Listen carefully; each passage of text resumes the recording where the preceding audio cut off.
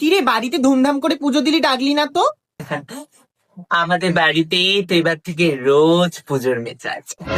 শ্রাবণ মাস তো চলে গেছে, একসাথেই তো শিবের ব্রত করলাম, কিন্তু কোনো ফল পাইনি। না না না, আমি এবার থেকে রোজ ব্রত পালন করব। আহ, নিশ্চয় তুই একাদশী করেছিস। না, তাহলে ও, ঠাকুর দেবতার সিনেমা দেখেছিস বলে, তাই না? আরে বাবা না। তাহলে ও, তারাপীঠ যাবি তুই? এই আমিও যাব, হোটেল দেখবো। আরে বাবা না,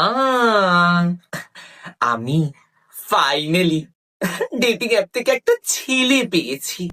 জানিস, ব্রাহ্মণ ছেলেদের প্রতি তো আমার একটা আলাদাই আসক্ত ছিল বরাবর, কিন্তু